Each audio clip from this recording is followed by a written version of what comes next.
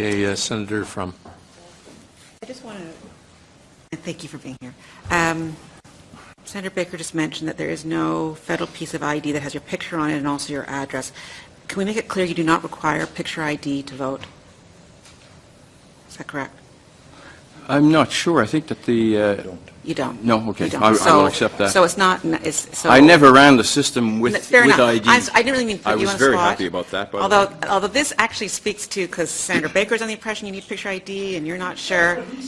No, and I heard you scrum the media outside and say you need... There was no federally issued piece of No, I heard of ID with your picture and current address on. Senator From has the floor. Go ahead. If I said that, I take it back. I think what we've just established is that elections Canada needs to do a better job of informing electors, including Senator Baker, about what ID is actually required. My question to you, or one question, just on the vouching. You know, vouching has been described as a safeguard. What is the safeguard on vouching? In other words, we know about the compliance, the Neufeld report, that was a compliance report, and that's when we found out that up to a third of vouched ballots had serious irregularities. We found that out through a compliance report, but we didn't. But is there a process after the election of verifying the vouching? How do we know if people are telling the truth?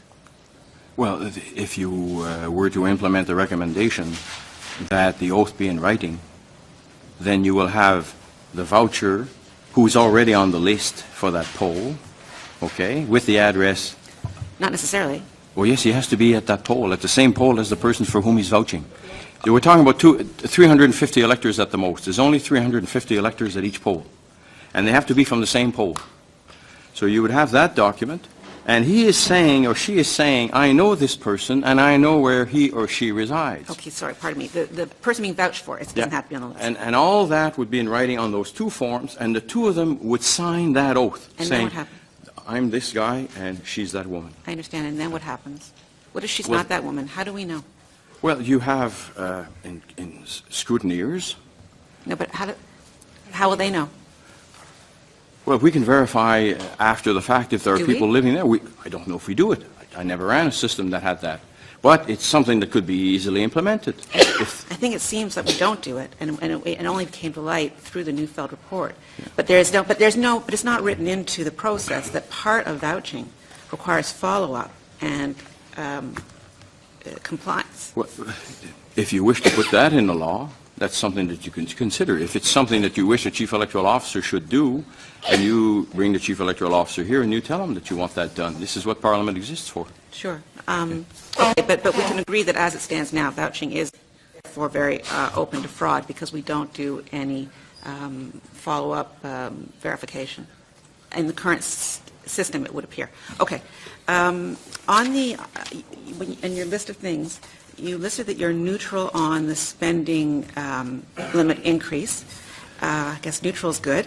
Can you give us some context for personal contributions to elections by Canadians in terms of international norms?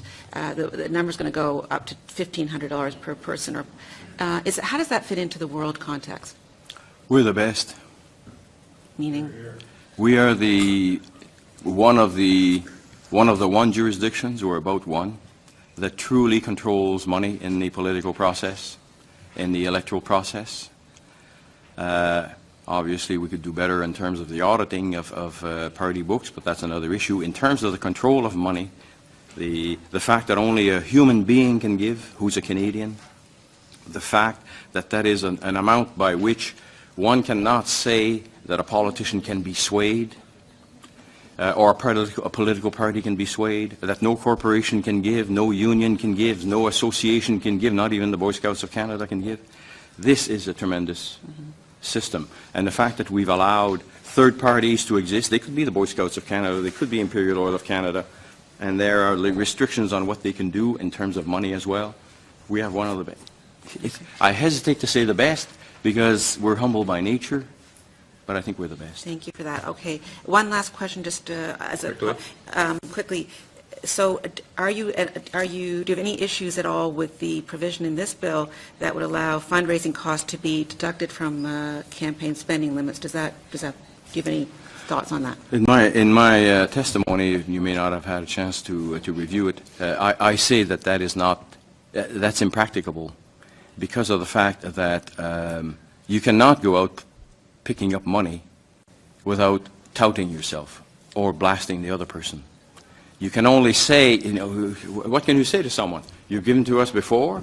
You don't even have the name of the party on the sheet, because the moment you do that, that's called advertising in our system.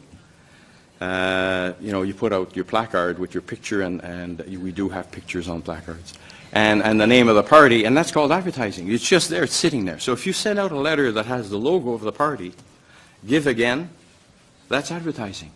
So you cannot divorce the two, unless you send a blank letter that says give again and there's no name on it. I mean, who are they going to give to?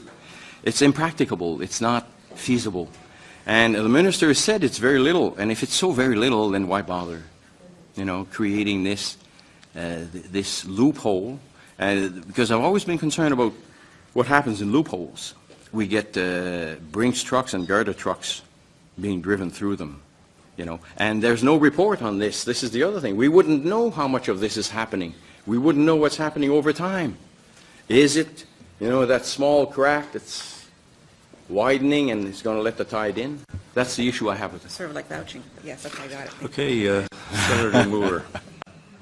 Thank you, Chair, and thank you, Mr. Kingsley, for being here. I want to ask you a bit about robocalls, and I understand that this bill requires a CRTC to keep records for a period of time. I think it's a year. Is that correct? So what are the records that they have to keep? I think the CRTC has said in an explanation before the PROC, the committee in the other place. You better explain what the PROC is. Because the procedure. people watching this or listening to it, they don't know what that is. Okay, PROC is the Procedure and House Affairs Committee. In the House of In Commons? the House of Commons. Okay. The place before which I appeared more than anybody else on the face of the earth so far. The CRTC has said that they would retain records for 7 years. Mm-hmm. The issue is there should be a congruity between how long they will keep the records and how long the commissioner can open an investigation that could lead to a prosecution. And I don't know what that is. It may be 10 years. It may be forever based on one change I've seen to the statute.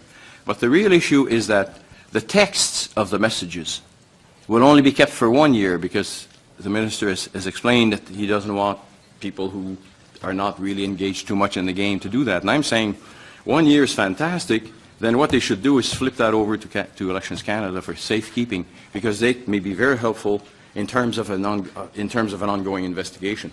There is just no way that all the investigations flowing from an election can take place within a year. And you would need access to these documents, and it would be very simple to simply say to the people who have those records, flip them over to the Chief Electoral Officer, or to the CRTC for that matter. I don't care. Do the records contain the telephone number of the person contacted? No, they do not at this stage, and that is one of the things I suggested should be done as well in accordance with Mr. Mayrand, because that'll help a lot the investigators Certainly to trace what has been happening here. Section 2.8.3, enforce on day on which Parliament is dissolved. And I've read this a couple of times. I don't understand it. Maybe you can help me. Sections 4, powers and duties of the CEO, and 76 deals with voter contact calling services, and 137, 144, Telecommunications Act. All that comes into force on the day on which Parliament is next dissolved, or if that day occurs less than 6 months after the day on which this act receives royal assent. Those sections come into force 6 months after the day on which Parliament is next dissolved. What does that mean? Sir, let's talk in terms I of... used to retain lawyers to help me understand stuff like that as well. I am not one of those. I do not know that. I cannot help you at all. Can't help us at all. Not at all. Did you look at that section? It was too long to look at in terms of all the... No, I did not look at that in detail. I gleaned over that one. I'm trying to... Because I know it's too convoluted for me. Too convoluted. Yeah, for me. But it sounds like it's pretty important. It's coming into force day. Yes, So if it's a little convoluted for you, given the position you've held, how's this going to work for Joe Citizen? Well, I'm sure that there is a common interpretation of that that can be gotten from the people at the Privy Council office who prepared this text of law. And I'm sure there'll be witnesses here at some moment in time. And I would lift my hat off to them at any time on this.